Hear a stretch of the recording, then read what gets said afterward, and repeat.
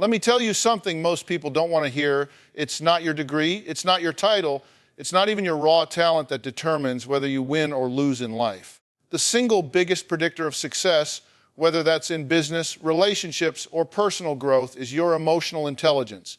And if you don't master this, you're going to keep tripping over the same problems. No matter how smart you are, here's the truth. People with high IQ but low emotional intelligence crash and burn. They self-sabotage, alienate people, and wonder why their relationships fail. Meanwhile, someone with average smarts but high emotional intelligence will walk into a room, build trust, lead effectively, and rise faster. The difference isn't luck. It's a skill you either build or you don't. And right now, if you're not actively working on it, you're behind. Self-awareness is the foundation of emotional intelligence, and without it, you're operating blind. You can't fix what you won't face, and you can't improve what you refuse to acknowledge. The problem is, most people are walking around completely disconnected from how they actually show up in the world. They think they're confident when they're arrogant. They think they're calm when they're passive-aggressive. They think they're being honest when they're just being blunt and careless. And then they sit back, scratching their heads, wondering why their relationships fail, their careers stall, and people don't trust them. Here's the reality check. You are not who you think you are. You are who you are in the eyes of the people experiencing you. And until you line those two things up, you're going to keep running into the same wall. Being self-aware means understanding your emotions, your triggers, your strengths, your weaknesses, and your patterns. It's about knowing what you bring into a room before you even open your mouth. For example, let's say you get defensive when someone gives you feedback. You might think you're standing your ground, but what other people see is that you can't take criticism, and they start to avoid being honest with you. That right there is how people end up plateauing. They can't handle the truth about themselves. Or maybe you think you're just passionate when you raise your voice in meetings, but everyone else is labeling you as aggressive and difficult. The difference between your intent and your impact is where self-awareness lies. And until you bridge that gap, you're going to keep missing opportunities. Now, self-awareness isn't just about catching the bad, it's also about knowing your strengths and using them strategically. A lot of people underestimate themselves because they haven't taken inventory of what they're actually good at. Maybe you're a natural connector of people, or maybe you're great at spotting problems before they blow up. If you don't recognize those gifts, you'll undervalue yourself and let other people write the story of who you are. Self-awareness is about owning the full picture, the strengths that make you powerful and the weaknesses that can trip you up if you ignore them. But let me be blunt here, self-awareness requires brutal honesty. You have to be willing to ask hard questions like, how do I show up when I'm stressed? What happens when I feel rejected or overlooked? What role do I play in the conflicts I keep finding myself in? If you're not willing to look at yourself in that mirror, then don't complain when you keep getting the same results. The world is not going to bend itself to your blind spots. If you lose your temper, it's on you to fix it. If you come across as arrogant, it's on you to adjust. If you play the victim card every time things go wrong, that's not bad luck, that's a lack of self-awareness. One of the biggest traps people fall into is thinking they already know themselves. They say things like, that's just how I am, as if that excuses them from growing. Let me tell you something, that's just how I am is usually code for I don't want to do the work to change. Self-awareness is not a one-time insight. It's a lifelong practice. People evolve, circumstances change, and triggers shift. What set you off 5 years ago might not faze you now, but something else will. So if you're not checking in with yourself regularly, you're running outdated software, and that's why your system keeps crashing. Another piece of this puzzle is feedback. You can't be fully self-aware in isolation. You need mirrors in your life, trusted people who will tell you the truth, even when it stings. If 3 people tell you you're difficult to work with, that's not a conspiracy, that's a pattern. If multiple friends have called you out for being dismissive or distracted, you better believe there's truth in it. Self-awareness means being willing to take that feedback seriously, not just brushing it off. You don't have to agree with every opinion, but if you hear the same thing more than once, you owe it to yourself to look closer. The payoff of self-awareness is enormous. When you know your patterns, you can interrupt them. When you understand your triggers, you can manage them. When you recognize your strengths, you can double down on them. You stop being a prisoner of your emotions and start being the driver of your choices. That's what makes people trust you, follow you, and respect you. You become predictable in the best way. People know you're not going to fly off the handle, shut down, or spiral into drama. They know you'll respond with intention instead of reaction. That's the power of self-awareness. So if you want to build emotional intelligence, this is where it starts. Get honest with yourself. Ask the hard questions. Listen to the feedback and own your impact. because until you do, you're just guessing, and success doesn't come from guessing, it comes from clarity. Self-awareness is not a nice to have, it's not optional. It's the first and most important step in mastering yourself, and if you skip it, every other skill will collapse under the weight of your blind spots. Self-regulation is the art of managing yourself when your emotions are running the show, and let me be real with you, this is where most people lose the game. Everybody can talk about being calm and collected when things are easy. But when stress hits, when somebody pushes your buttons, when life doesn't go according to plan, that's when the truth shows up. If you can't regulate your emotions, then your emotions are regulating you. And when your emotions are in charge, logic goes out the window, relationships suffer, and you make choices you'll regret. It's not about suppressing your feelings, it's about owning them so they don't own you. Think about the last time you reacted instead of responded. Maybe you fired off a nasty email at work without thinking. Maybe you snapped at your spouse or your kids because you had a rough day. Maybe you made a big decision in the heat of the moment that felt good in the short term but came back to bite you later. That right there is the cost of poor self-regulation. One outburst can damage trust that took years to build. One impulsive choice can set you back months, even years. That's why this skill is so critical. It's not just about avoiding mistakes, it's about putting yourself in control of your own destiny. Self-regulation starts with recognizing that emotions are data, not directives. Feeling angry, frustrated, or anxious doesn't mean you have to act on it. Your brain might be screaming, do something, say something, but that doesn't mean you should. You have to learn to create space between stimulus and response. That pause, even if it's only a few seconds, is where your power lies. That's where you move from being reactive to being intentional. Instead of yelling, you take a breath. Instead of shutting down, you say, I need a minute. Instead of making a rash decision, you sleep on it. Those little choices compound into massive changes in your outcomes. Now, here's the tough pill to swallow. People who lack self-regulation often excuse their behavior by saying, that's just who I am, or I can't help it. Wrong, you can help it, you just haven't trained yourself to. Self-regulation is like a muscle. If you don't work it, it stays weak. If you practice, it gets stronger.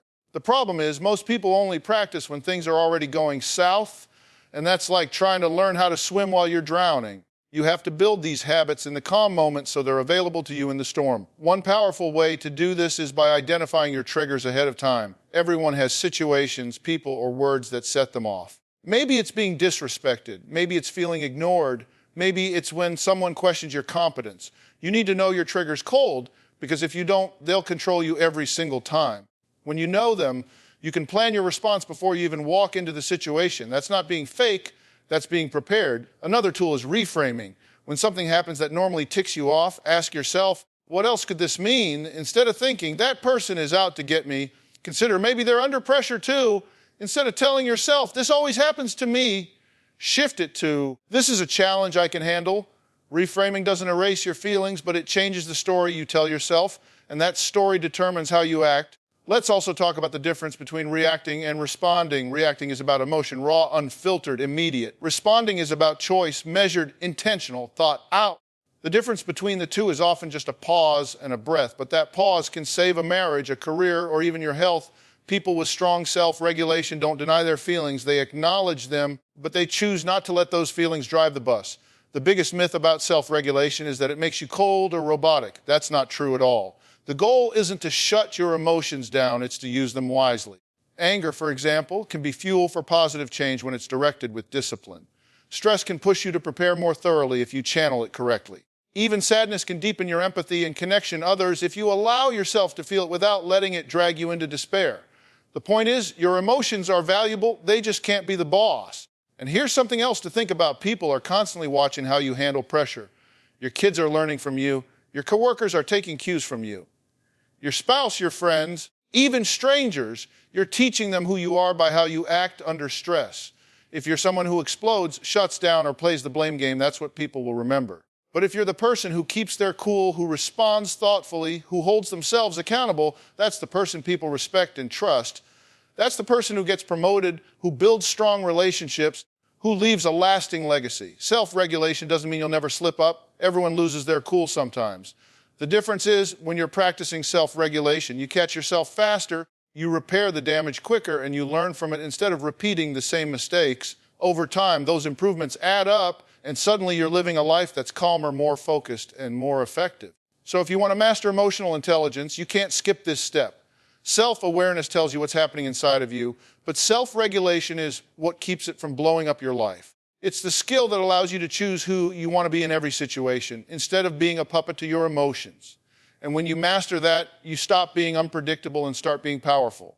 Empathy is the ability to understand and connect with what other people are feeling. And if you want the truth, it's the difference between being someone people tolerate and someone people trust. Too many folks confuse empathy with weakness. Like if you care about someone else's feelings, you're somehow soft or easily manipulated.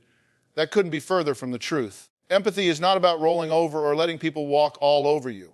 Empathy is about influence. It's about being able to tune in, read the room, and make people feel seen and understood. And let me tell you something, people don't remember every word you say, but they do remember how you made them feel. That's the long game of leadership, relationships, and success. Now, empathy is not sympathy. Sympathy is feeling sorry for someone. Empathy is understanding what they're going through, even if you don't agree or even if you wouldn't react the same way. For example, let's say your coworker is stressed out about a presentation and you're thinking it's not a big deal, they're overreacting. That's where most people stop, and that's why they fail at connecting. Empathy means saying, I can see this presentation feels huge for you. What would help you feel more prepared? Notice the difference. One shuts the door, the other opens it. You don't have to share their anxiety, but you do need to respect that it's real for them. People who lack empathy tend to bulldoze their way through life. They might be smart, talented, even hardworking, but they leave a trail of broken trust behind them. Why? Because they're too busy focusing on how they feel and what they want to notice anyone else. That's the person who cuts you off mid-sentence because they're more interested in making their point. That's the manager who hands down decisions without ever asking for input, then wonders why their team is disengaged. That's the friend who makes everything about them, no matter what you're going through. You know what those people all have in common? They're exhausting. And people don't follow exhausting leaders, they avoid them. Here's the real kicker: empathy doesn't just make you nicer, it makes you more effective. When you can put yourself in someone else's shoes, you gain insight into what motivates them, what stresses them, and what they need to feel safe and valued. That insight gives you leverage. You can tailor your communication, resolve conflicts faster, and build alliances where others only see resistance. It's like having the cheat codes to human connection. And in a world where success depends on relationships, that's not optional. It's essential. But let's not sugarcoat it. Empathy takes work. It requires slowing down, listening more than you talk, and resisting the urge to jump straight to judgment. And that's uncomfortable for a lot of people. It's easier to assume you're right, that your perspective is the only valid one, and move on. The problem is, when you do that, you cut yourself off from understanding people who don't think like you. And news flash, the world doesn't run on your perspective alone. If you can't expand your view, you'll keep running into resistance, and you'll think the problem is them, when the real problem is your lack of empathy. So how do you build empathy? First, you listen, really listen. Most people don't listen to understand, they listen to reply. They're just waiting for their turn to talk. Real listening means shutting your mouth, putting away distractions, and tuning in not just to the words, but to the tone, the body language, the emotion behind the words. Second, you ask questions. Instead of assuming you know how someone feels, you ask, what's going on for you? How are you experiencing this? Those simple questions open doors that assumptions slam shut. Third, you practice perspective taking. That means asking yourself, if I were in their shoes, with their background, their stress, and their resources, how might I feel? You may not like their reaction, but you'll understand it. Now, don't misunderstand me. Empathy doesn't mean you agree with everyone or that you let emotions dictate decisions. You can understand someone's feelings without letting those feelings steer the ship. A leader with empathy can say, I hear your concerns and I understand why you feel that way, but here's why we're moving forward with this plan. See the difference? They validate the person's feelings without caving to them. That's strong, clear, and human at the same time. Without empathy, you will hit a ceiling in every area of your life. Your spouse won't feel connected to you. Your kids won't feel understood. Your coworkers won't feel valued. And when people don't feel understood, they check out mentally, emotionally, and eventually physically. But with empathy, you create loyalty, trust, and influence that no title, paycheck, or authority can buy. People will walk through fire for someone who makes them feel seen. The payoff of empathy is huge, but the cost of ignoring it is even bigger. If you keep living in a bubble where only your perspective matters, you will keep wondering why relationships collapse and opportunities pass you by. But if you develop empathy, if you train yourself to slow down, listen, and connect, you'll find doors opening that you didn't even know were there. Empathy isn't weakness, it's the ultimate strength because it gives you the ability to lead hearts, not just minds. Social skills are the visible proof of emotional intelligence. They're the way all the inner work. Your self-awareness, your self-regulation, and your empathy show up in the real world. You can understand yourself inside and out. You can manage your emotions with discipline. and you can feel deep empathy for others. But if you can't translate all of that into effective communication, collaboration, and connection, then it's wasted potential. Social skills are the bridge between what you know and what you can do with people. And make no mistake, success in life is relational. Nobody gets very far in isolation.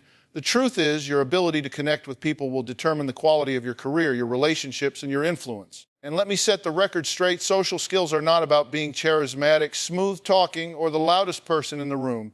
They're about creating authentic connection and building trust. Some of the most socially skilled people aren't the ones with the flashiest personalities. They're the ones who know how to listen, communicate clearly, handle conflict, and leave people feeling respected after every interaction. Think about the people you naturally gravitate toward. Chances are it's not because they have the highest IQ or the best credentials.